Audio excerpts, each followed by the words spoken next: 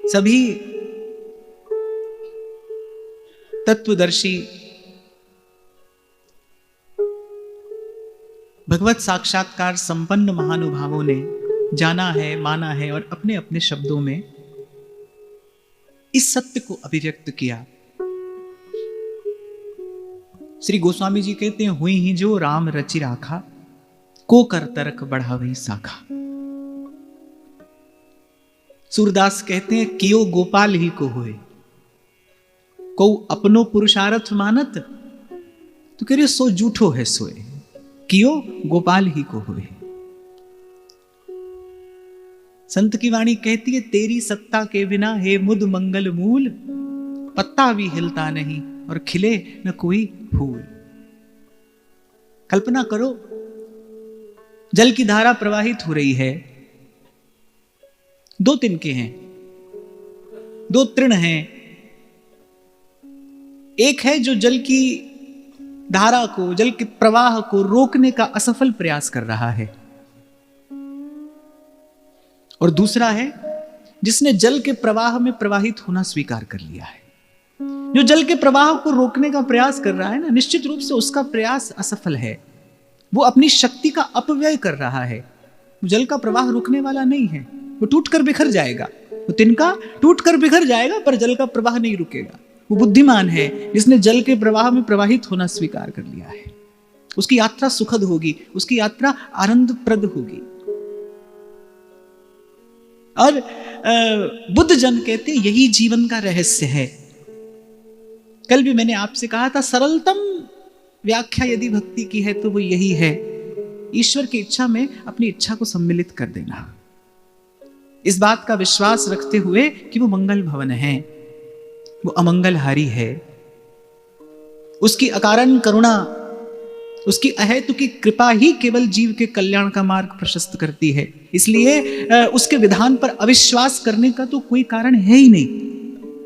प्रभु के विधान पर, प्रभु के मंगलमय विधान पर अविश्वास करने का तो कोई कारण है ही नहीं। इसलिए उसकी इच्छा में अपनी इच्छा मिला देते ही मुझे ऐसा लगता है कि ये जीवन उत्सव हो जाता है। मैं ऐसा नहीं कहूंगा दुख समाप्त हो जाता है, सुख मिल जाता है। मुझे लगता है ये जीव जो है वो सुख दुख से पार हो जाता है। प्रभु की इच्छा में अपनी इच्छा मिला देते ही ये जीव सुख दुख से पार हो जाता है।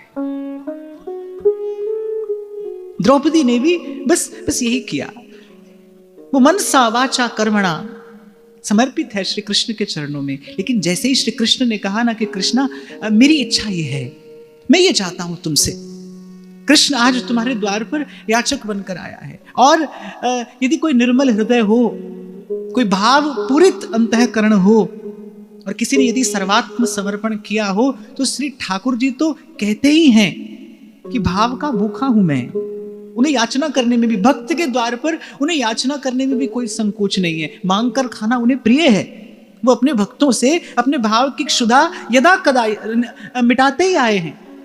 उन्होंने कहा कि हे याज्ञसेनी, तुम्हारा आविर्भाव इस लोक में, इस संसार में किसी महत्व उद्देश्य की पूर्ति के लिए हुआ है। तुम मेरी लीला में सहयोगिनी बनने के लिए प्रकट हुई हो। मैं तुमसे कुछ मांगने आया हूं, मैं तुमसे कुछ याचना लेकर आया हूं। यद्यपि मैं जानता हूं कि तुम्हारे भाव ने, तुम्हारे चिंतन ने भी कभी मुझसे अतिरिक्त किसी का स्पर्श नहीं किया। तुम्हारे रोम रोम में केवल मैं हूं।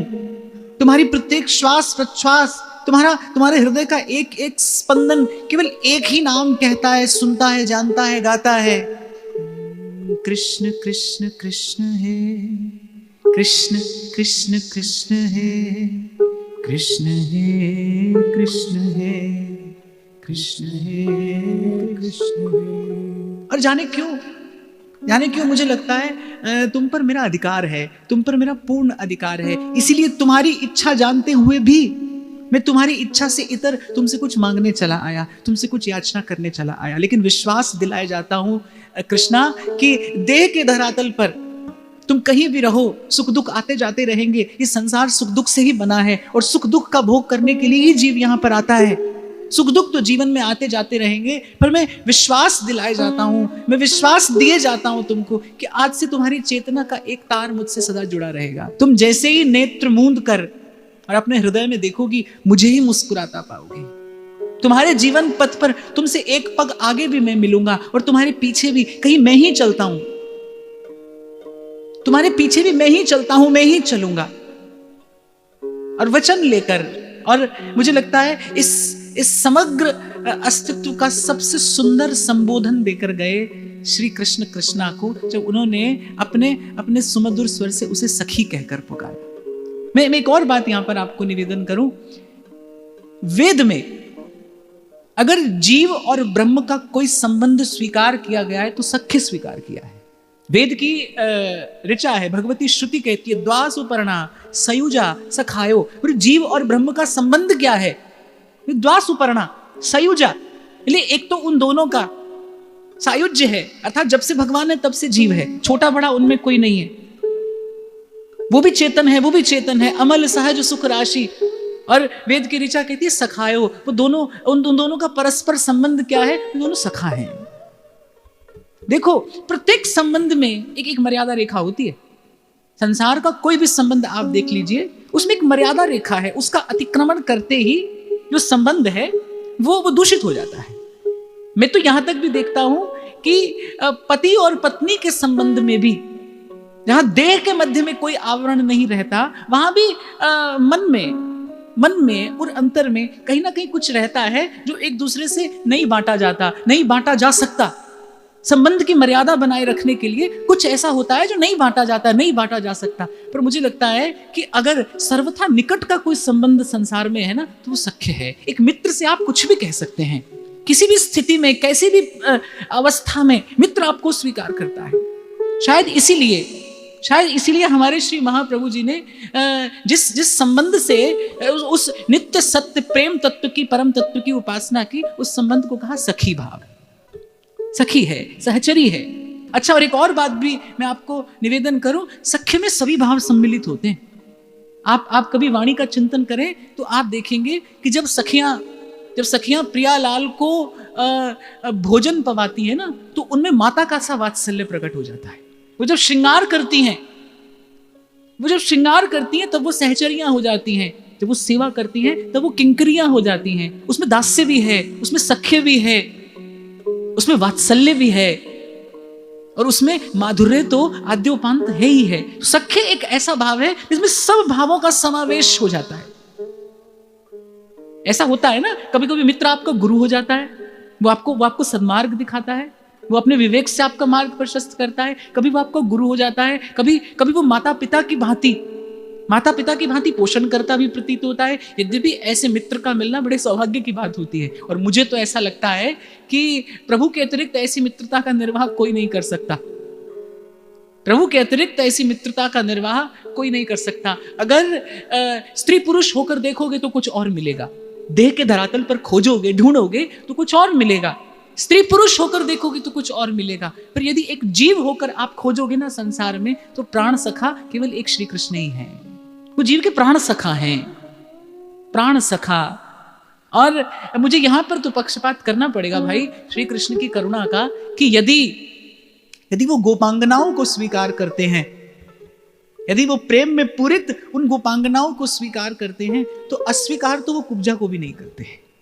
स्वीकार तो उन्होंने उसे भी किया, मनोरथ तो उन्होंने उसका भी पूर्ण किया। महापुरुषों ने उसे किसी भी दृष्टि से देखा हो, महापुरुषों ने, सुखदेव जी महाराज ने भी कुछ ऐसा ही कहा श्रीमद् भागवत में, महापुरुषों ने कुब्जा को किसी भी दृष्टि से देखा हो। पर भाई हम यदि खोजने जाएंगे, तो कम से कम यदि अपनी बात करूं, तो हम तो अपने आप को उसी के भाव के कहीं निकट पाते हैं। तो मन में एक संतोष है, मन को एक प्रोत्साहन मिलता है कि यदि उसकी स्वीकृति हुई तो हमें भी स्वीकार किया जाएगा। तो श्री कृष्ण है जो किसी को भी स्वीकार करते हैं, वो प्राणी मात्र के सखा हैं, वही प्राण सखा हैं, वो प्राण सखा है। तो जैसे ही श्री कृष्ण ने अपनी उस अमृतमयी वाणी से द्रौपदी को सखी कहा ना, ऐसा लगा कि जैसे जीवन के भूत भविष्य के सब प्रश्नों का उत्तर द्रौपदी को मिल गया। एक और बात यहां पर कहकर आगे बढ़ूंगा कि प्रेम के मार्ग पर यदि प्रियतम की स्वीकृति मिल जाए, प्रेम के मार्ग पर यदि प्रियतम स्वीकार कर ले, फिर इससे बड़ा बल और कोई नहीं है। फिर किसी और बल की, किसी आश्रय की, किसी आधार की आवश्यकता नहीं है। संत तो कहते हैं सोई सुहागन पिए जा पे रीझ है। वही सौभाग्यवती है, वस्तुतः सौभाग्यवती तो वही है जिस पर प्रियतम रीझ जाए, जिस पर प्रियतम प्रसन्न हो जाए। एक क्षण नहीं लगाया कृष्णा ने। जैसे ही श्री कृष्ण ने कहा कि मेरी इच्छा ये है, श्री कृष्णा ने मनसा वाचा कर्मणा अपने सब सुखों का उत्सर्ग कर दिया, न्यौछावर कर दिया श्री कृष्ण पर से। हमारी भोली सखी कहती है, भव सुख तुम पे वारूं। कैसी कैसी भावना है भक्त के हृदय की कि मेरे हिस्से जो दुख आया है वो मैं भोगने को प्रस्तुत हूं, पर मेरे हिस्से का जो सुख है वो मैं आप पर न्यौछावर करती हूं। विचार करिए कि कृष्ण के अतिरिक्त किसी और को स्वीकार करना ये सरल सहज नहीं रहा होगा। द्रौपदी जैसे भक्तिपूरित हृदय के लिए, जिसने प्राणों से आराधन किया आज तक, चिर प्रतीक्षा, जिसने प्राणों से आराधन किया और एकाएक पहली बार द्वारिकाधीश सन्मुख आए और एकाएक द्रौपदी से आकर कह दिया कि मैं नहीं, कोई और, कहीं और मन लगाना होगा। देखो भाई, किसी के भी कहने से मन कहीं नहीं लगता, किसी के भी कहने से तन लग जाएगा, बुद्धि भी शायद थोड़ी देर को लग जाए, पर मन तो नहीं लगता भाई। और प्रभु ने कैसी कठिनतम परीक्षा द्रौपदी के सन्मुख रख दी कि कृष्णा तुम्हें अपना हृदय कहीं और निवेदन करना है, मन ही कहीं और लगाना है। और प्रस्तुत हो गई द्रौपदी।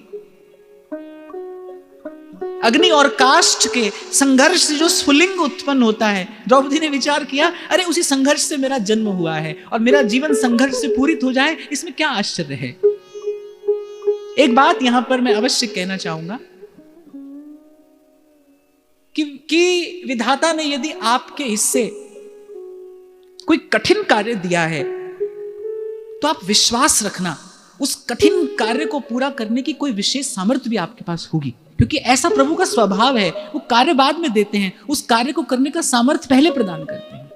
आपके हिस्से यदि कठिनाई आ रही है ना, तो घबराइए मत, उस कठिन कार्य को पूरा करने का सामर्थ्य प्रभु ने आपको अवश्य दिया होगा। वो लुका छिपा कहीं आपके जीवन में होगा, प्रकट हो जाएगा, पर विश्वास नहीं छोड़िएगा। प्रश्न चिन्ह मत लगाइएगा ईश्वर के विधान पर। मुझे ऐसा लगता है आप और मैं भक्ति के मार्ग पर आगे बढ़ रहे हैं, हम भजन के मार्ग पर आगे बढ़ रहे हैं, कोई प्रश्न चिन्ह न लगे कभी ईश्वरीय विधान पर। उसने दिया होगा, आपको सामर्थ्य दिया होगा, नहीं तो देने के लिए वो प्रस्तुत होगा।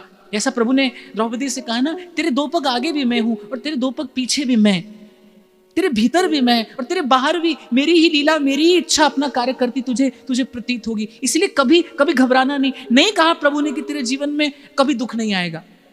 प्रभु ने कहा सुख दुख आएंगे, आते रहेंगे, बड़ी बड़ी विपदा तुझ पर आएगी कृष्णा, पर मैं रहूंगा, पर मैं तेरे संग रहूंगा, मैं तेरे साथ रहूंगा, मैं तेरे पास रहूंगा। और मैं तो कहता हूं सुख दुख इस द्वंद्व में पड़ने की अपेक्षा एक ही बात प्रभु से कहनी चाहिए, प्रभु जैसी भी स्थिति आए बस आप संग रहिए, आप पास रहें। हमारे महाप्रभु यही बात कहते हैं, यत्र यत्र मम जन्म कर्म बिर नारकेत परमे पदेथवा। नरक की यातना हो या परम पद का परम सुख हो, पर राधिका रति निकुंज मंडली तत्र तत्र हृदय में विराजताम।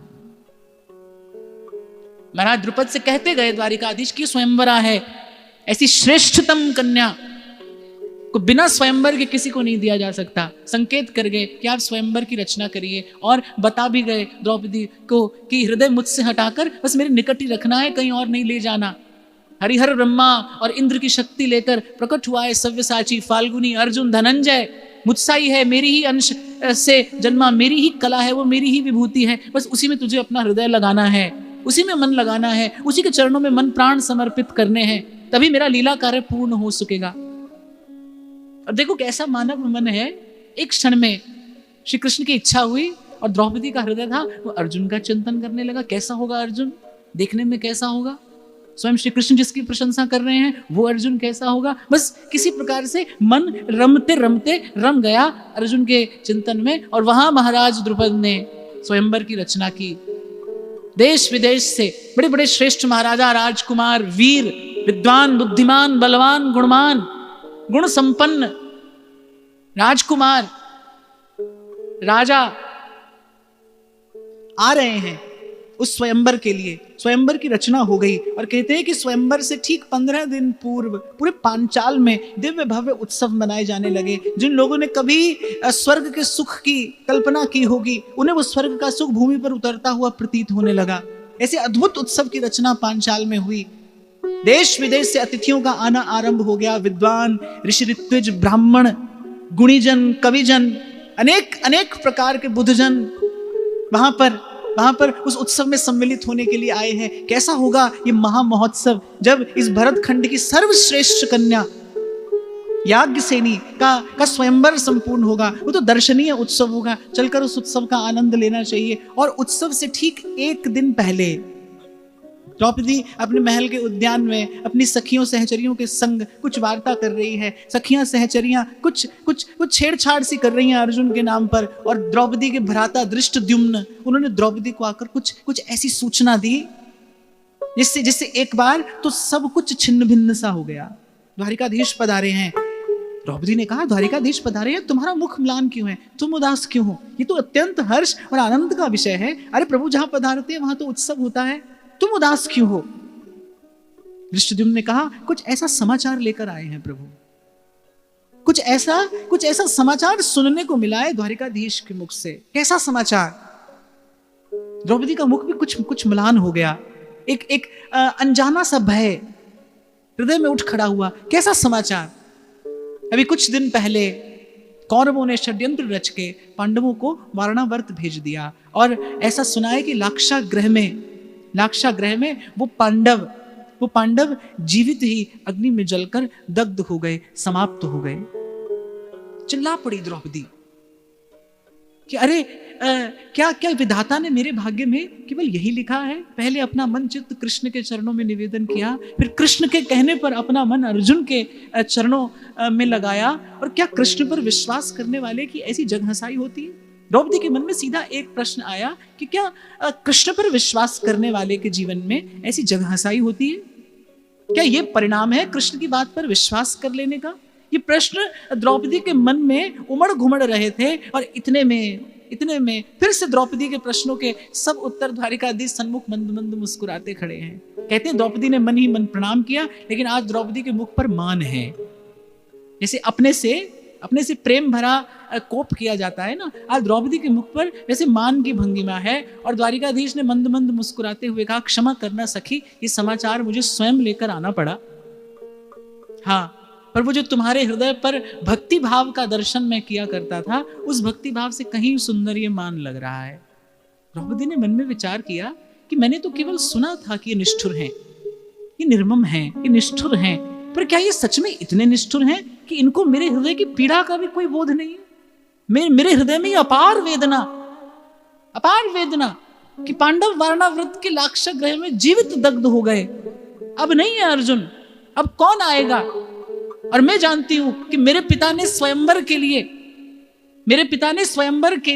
जिस नियम की रचना की है, मेरे पिता ने स्वयंवर के लिए जो शर्त रखी है, उसे कृष्ण या अर्जुन के अतिरिक्त कोई पूरा नहीं कर सकता। कृष्ण स्वयंवर में प्रार्थी ही नहीं है, अर्जुन रहे नहीं, तो क्या मुझे अब आजीवन ब्रह्मचारिणी का जीवन व्यतीत करना होगा? एक क्षण में द्रौपदी ने उसे भी ईश्वर का, अपने कृष्ण का विधान मानकर स्वीकार कर लिया, पर उसके मुख पर कृष्ण के प्रति थोड़ा रोष था। और क्यों ना हो, कृष्ण ने स्वयं सखी कहा है उसे। मित्र पर तो क्रोध किया जा सकता है, मित्र से तो रूठा जा सकता है, बस वो थोड़ा सा रूठ कर जैसे देखा द्रौपदी ने। और श्री कृष्ण मुस्कुराते हुए कहने लगे कि अरे सदा भक्ति भाव से पूरी प्रणाम ही करती थी तुम, आज तुम्हारी ये मान भरी भाव भंगिमा देखकर मुझे बड़ा आनंद हुआ। कहीं अधिक सुंदर है तुम्हारा ये मान तुम्हारे भक्ति भाव से। सब सखियों सहचरियों के मध्य में हंसते खिलखिलाते ऐसी बात जैसे कुछ हुआ ही नहीं हो। और फिर थोड़ा निकट आकर कहने लगे कि तुम्हारा मुख देखकर तो ऐसा नहीं लगता, तुम्हारा मुख देखकर ऐसा नहीं लगता, तुम्हारी भाव भंगिमा देखकर ऐसा नहीं लगता। और थोड़ा और निकट आकर कहते हैं, और तुम्हारे भाग्य की ओर देखूं तो भी ऐसा नहीं लगता कि पांडवों का कोई अहित हो सकता है। तुम्हें देखकर ऐसा लगता है कि पांडव कहीं सुरक्षित ही होंगे। और जैसे सूरज की गर्मी से तपते हुए तन को मिल जाए तरुवर की छाया, बस ऐसा ही अनुभव द्रौपदी को हुआ, जैसे किसी ने एकाएक हाथ पकड़कर और किसी सघन वृक्ष की छांव में बैठा दिया हो नदी के किनारे, जैसे आतप को तप्यो पावे सरिता कूल। अच्छा, श्री ठाकुर जी का ऐसा स्वभाव है, उन्हें प्रेम भरी गाली सुनना बड़ा प्रिय है। भक्त कोई ऐसे खींच कर कभी उनसे कुछ कहे तो उनको बड़ा सुख मिलता है, बड़ा आनंद आता है। कभी कभी तो जानबूझकर वो ऐसी कोई लीला करते हैं, ऐसी कोई रचना कर देते हैं कि भक्त खींच जाता है। सूरदास जी के चरित्र में मैंने शायद आपको सुनाया था कि कृष्णदास जी पद रचना करते थे, सूरदास जी कहते थे भाई इसमें तो हमारे पद की छाया है, हमारे ही पद की छाया है। थक गए कृष्णदास जी पद रचना कर करके, लेकिन कोई ऐसा पद नहीं रच पाए जिसमें सूरदास जी के पद की छाया ना हो।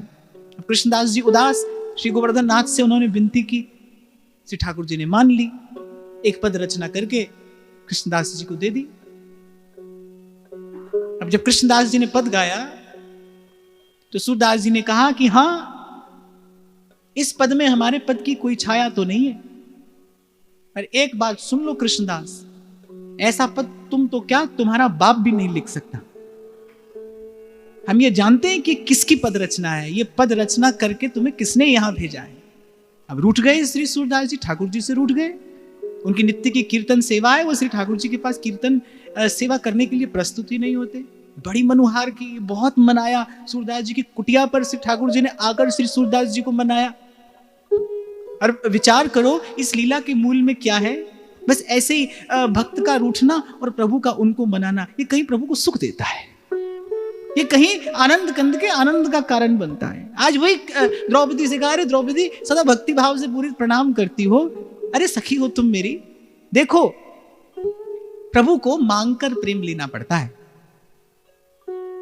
प्रकट होते हैं तो प्रभुता साथ आती है, प्रभुता साथ आती है तो जीव प्रभुता का दर्शन करके नत हो जाता है। फिर श्री ठाकुर जी कहते हैं अरे हम इसके लिए थोड़ी यहाँ आए। कौशल्या अम्बा के सन्मुख जब चतुर्भुज रूप लेकर प्रकट हुए तो माता स्तुति करने लगी, और प्रभु ने कहा अरे माता स्तुति क्यों करती हो।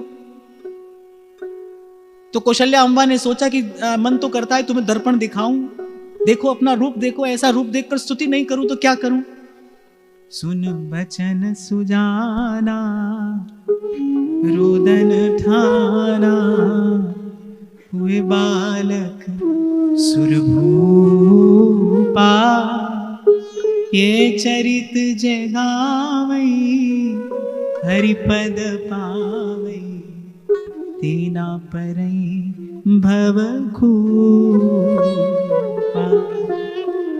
इसीलिए कल मैंने आपसे निवेदन किया था कि ये वस्तुतः आप और मैं किसी पात्र का, किसी चरित्र का चिंतन नहीं करें, ये कृष्ण की लीला है। द्रौपदी का समग्र जीवन कृष्ण लीला है, ये कृष्ण की लीला है। भक्त का जीवन भगवान की लीला ही होता है भाई। कई बार मैंने आपसे कहा भक्त कर्म के बंधन में बंधा नहीं रहता, भगवत चरणारविंद में शरणागति होते ही जीव का कर्म बंधन समाप्त हो जाता है। फिर किसी और का दंड, किसी और का विधान, कोई और नियम उस पर नहीं चलता, कोई और नियम उस पर नहीं चलता। जो पे कृष्ण चरण मन अर्पित, करी है कहां नवग्रह रंक, फिर तो उसकी श्वास की डोर किसी और के हाथ में है। वो चलाता है, वो नचाता है, और मैं तो कहता हूं वो सजाता है। फिर उसके बाद भक्त के जीवन को वो सजाता है। इसलिए भाई ये कहते हुए मैं आपसे आगे बढ़ूंगा। बड़े भाग्य से आपको मुझे भारतवर्ष की इस पवित्र भूमि पर मनुष्य होने का अवसर मिला है, इस अवसर से चूकना नहीं। श्री कृष्ण के चरणों में शरणागति, श्री कृष्ण चरणों में प्रपत्ति, यही मानव जीवन का चरम और परम उद्देश्य है, यही मानव जीवन की पूर्ण सफलता है, परम सार्थकता है, प्रभु के चरणों में समर्पण। तो द्रौपदी ने कहा कि अरे कैसे निष्ठुर हुआ, मेरे हृदय की व्यथा वेदना पीड़ा, मेरी उदासी, कुछ भी लेना देना नहीं आपका इससे। आप मुझे सखी कहते हो, मैं यहाँ पीड़ा में घुली जा रही हूं और आपको विनोद सूझ रहा है। श्री कृष्ण ने कहा तुम्हारा भाग्य देख कर तो नहीं लगता पांडवों का कोई अहित हुआ होगा। एक मौन सा संकेत देकर और चले गए श्री कृष्ण, मौन सा संकेत देकर।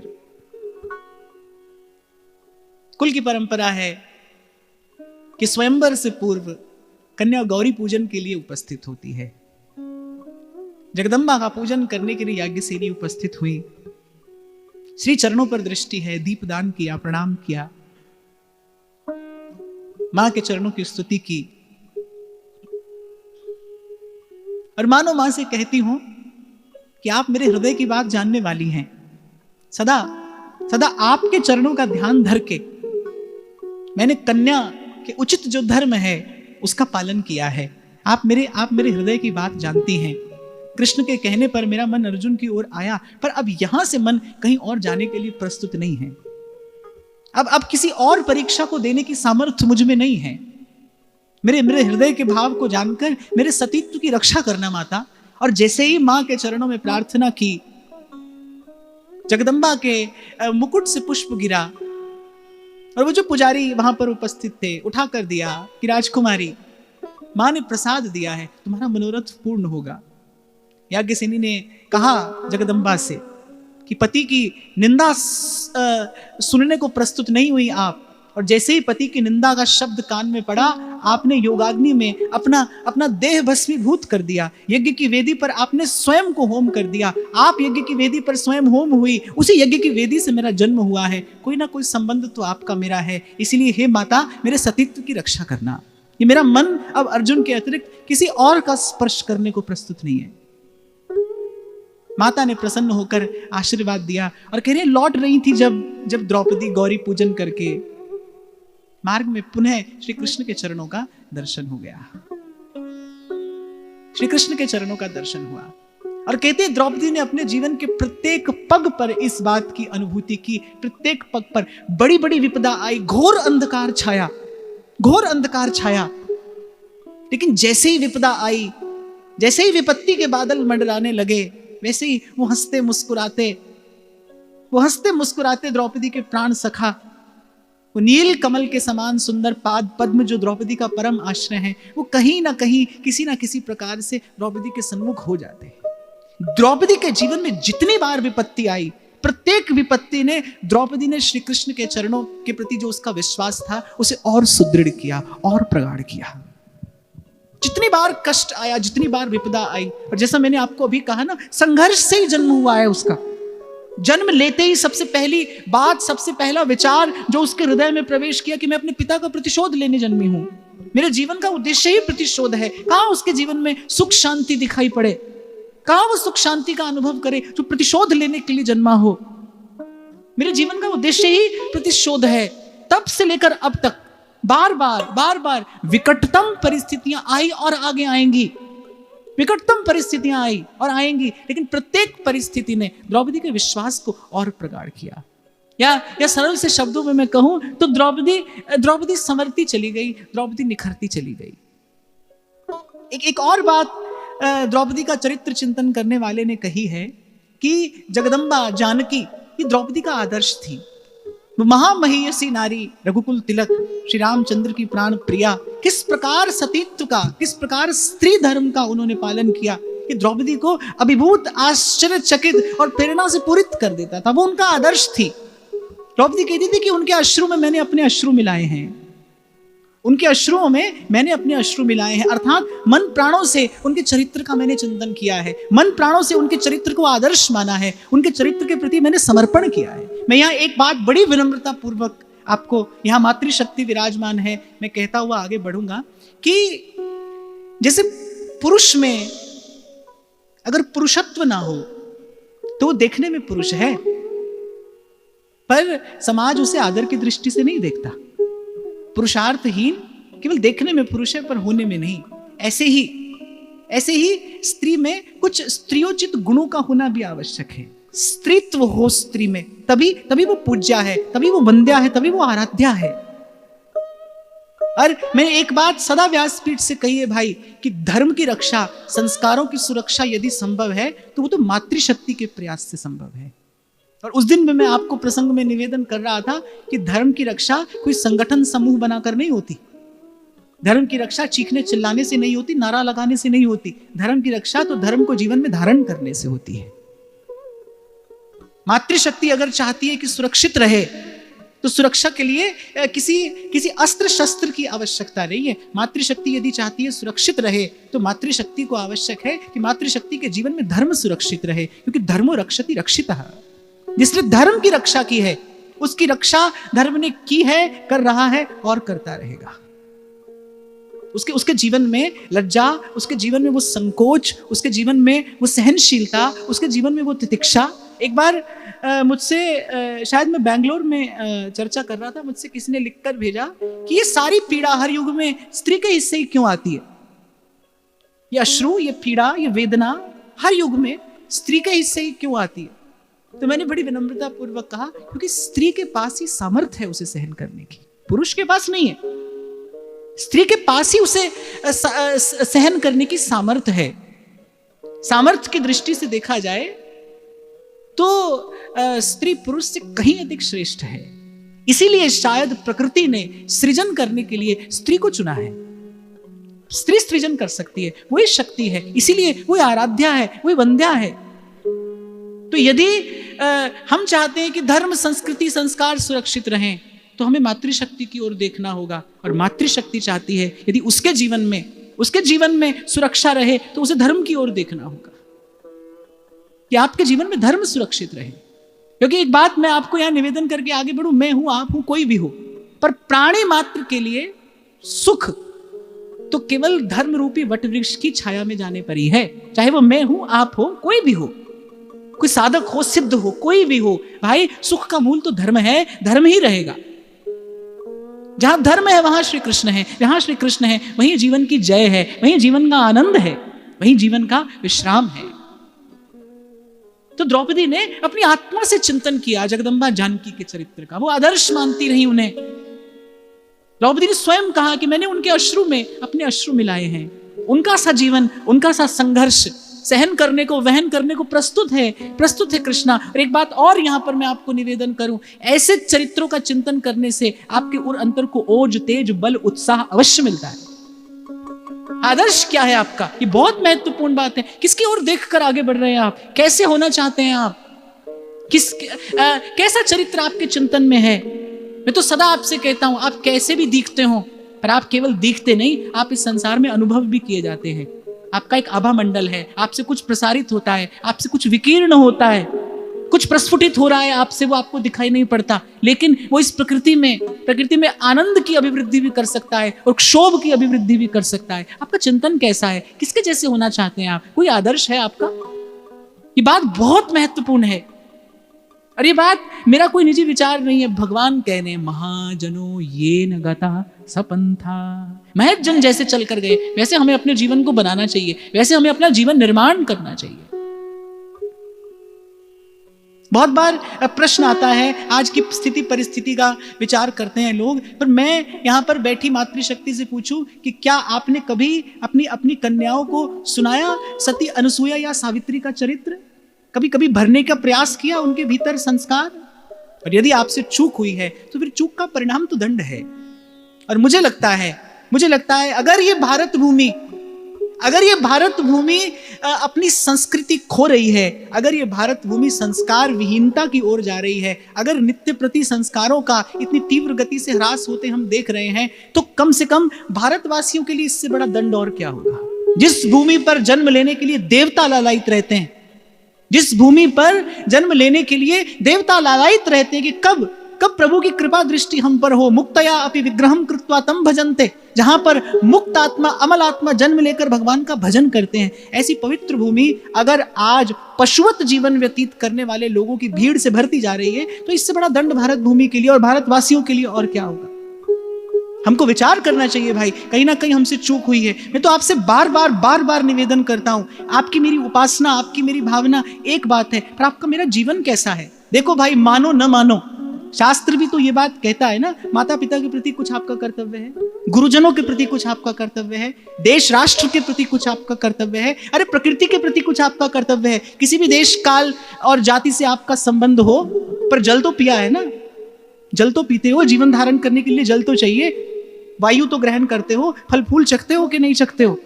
पृथ्वी, जल, अग्नि, वायु, आकाश, इनका कुछ ऋण है आप पर, और इस ऋण से मुक्त हुए बिना, प्रकृति के ऋण से मुक्त हुए बिना यहां से पार चले जाना असंभव है बाप, असंभव।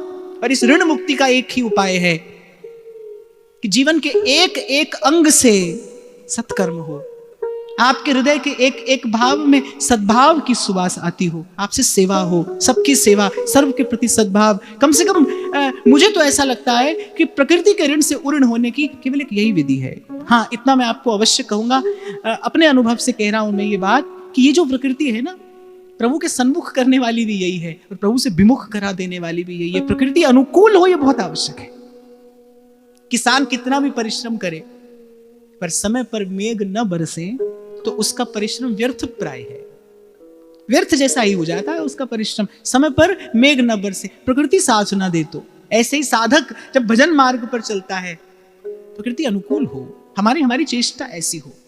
उस दिन भी मैं आपसे कह रहा था ना, हमारे यहाँ तो आंख का एक देवता है, कान का एक देवता है, रसना का एक देवता है, जब हम अनुचित करते हैं तो देवत्व शिथिल पड़ता है, हमारे जीवन की सात्विकता पवित्रता नष्ट होती है। और जब जब ऐसा होगा, बिना सात्विकता पवित्रता के कैसे भजन भाव की अभिवृद्धि होगी? बहुत बार ये देखा जाता है कि भाव के नाम पर हम जाने क्या से क्या करने लगते हैं और जीवन की जो स्वच्छता पवित्रता आदि जो बड़ी साधारण सी बात है उसकी भी कोई चिंता नहीं करते, उसे भी भूल जाते हैं। ऐसा नहीं भाई, जीवन तो यहां से लेकर वहां तक पूरा सधेगा। जब सधेगा, आपके जीवन का एक एक अंग सधेगा, आपका एक एक भाव सुंदर हो, प्रभु तो कैसे भी आपको मुझे स्वीकार करेंगे। पर अरे आपका मेरा भी तो कोई कर्तव्य है। आप और मैं प्रभु के सेवक कहते हैं, आप और मैं अपने आप को समझते हैं कि हम साधक हैं, हम भजन कर रहे हैं। जीवन के प्रति आपका मेरा भी तो कोई कर्तव्य है। तो सदा श्रेष्ठ चरित्र का चिंतन द्रौपदी के जीवन में रहा, श्रेष्ठतम आदर्श द्रौपदी ने रखा। और भगवान कहते हैं भाई अपना लक्ष्य सबसे ऊंचा रखिए, अपनी ओर मत देखिए, अपनी सामर्थ्य की ओर मत देखिए, अपना लक्ष्य सबसे ऊंचा रखिए। आपका लक्ष्य सर्वश्रेष्ठ होना चाहिए। और अभी कुछ देर पूर्व मैंने आपसे निवेदन किया, स्त्री पुरुष होकर लक्ष्य निर्धारित करोगे तो लक्ष्य कुछ और है। अगर स्त्री पुरुष होकर अपने लक्ष्य का निर्धारण करोगे फिर जीवन का लक्ष्य कुछ और है, क्योंकि स्त्री को पूर्णता दिखेगी पुरुष में, पुरुष को पूर्णता दिखेगी स्त्री में। पर जब जीव होकर अपना लक्ष्य निर्धारण करोगे फिर जीव का लक्ष्य तो भगवान है, भगवान के चरण कमल है। तो उच्चतम आदर्श जीवन में हो। और द्रौपदी का जीवन चरित्र ऐसा ही, मन में उठते अनेक अनेक प्रश्न। स्वयं कृष्ण पांडवों के आहत होने की सूचना लाए हैं। क्या अर्जुन आएंगे? द्रौपदी के मन में अनेक प्रश्न हैं। अरे कल स्वयंवर है और आज मुझे सव्यसाची के मृत होने का ये दुखद समाचार, और वो भी किसके मुख से मिल रहा है? श्री कृष्ण के मुख से। अच्छा देखो प्रभु की लीला, एक ओर से द्रौपदी के सन्मुख संशय उपस्थित करते हैं और दूसरी ओर से वहीं से उसका अवलंब बनकर उसके सामने खड़े हो जाते हैं। ऐसे ही हैं प्रभु, अंदर हाथ सहारा दे, बाहर मारे चोट। ऐसे ही घड़ता है वो, ऐसे ही वो जीवन घट को घड़ता है, ऐसे ही सुघड़ बनाता है वो। अंदर हाथ सहारा दे और बाहर मारे चोट। तो द्रौपदी के मन में अनेक अनेक प्रश्न, क्योंकि श्री कृष्ण के मुख से मुझे यह समाचार मिला है कल स्वयंवर है, और मुझे नहीं लगता कि इस भरत खंड में श्री कृष्ण और अर्जुन के अतिरिक्त कोई ऐसा वीर है जो मेरे पिता की इस शर्त को पूरा कर सके जो स्वयंवर के लिए रखी गई है। क्या मेरे पिता भी यही चाहते हैं कि मैं आजीवन बस कुमारी कन्या ही रहूं? क्या मुझे आजीवन ब्रह्मचारिणी का ही कठोर जीवन व्यतीत करना है? वो जो मन में उमंग थी, वो जो उत्साह था, वो जो स्वयंवर को लेकर मन में जितने सुंदर सुंदर स्वप्न उमड़ घुमड़ रहे थे, एक बार सब शांत हो गए। अच्छा एक और बात मैं कहता हुआ आगे चलूं कि श्री कृष्ण ने द्रौपदी को संसार की ओर देखने के लिए तो कहा, लेकिन उन्होंने कभी द्रौपदी को संसार का स्पर्श नहीं होने दिया। अनेक अनेक बार वो उपस्थित हो गए द्रौपदी और संसार के सुख के बीच में दीवार बनकर। द्रौपदी के जीवन की तो यही गाथा है, वो बार बार द्रौपदी और संसार के सुख के बीच में दीवार बनकर उपस्थित हो गए। इसीलिए कुछ देर पहले मैंने आपसे कहा भाई ईश्वर के विधान पर प्रश्न चिन्ह नहीं लगाना। यदि वो आपको किसी अल्प सी वस्तु से वंचित कर रहा है और बार बार कर रहा है तो उसका उद्देश्य कुछ और होगा। वो आपको कोई महत्व वस्तु देना चाहता होगा। एक कवि तो कहता है जिसे कृष्ण स्वयं से भरना चाहते हैं उसे पहले रीता कर देते हैं, खाली कर देते हैं। और अपने शब्दों में कहूं तो जिसकी आशा श्री कृष्ण पूरी करना चाहते हैं उसे पहले सब ओर से निराश कर देते हैं, हताश कर देते हैं। जब थक जाता है जीव, जब उसे लगता है कि बस अब मैं टूट कर बिखर जाऊंगा, जैसे सूरदास कहते हैं अब मैं नाचो थक्यो गोपाल,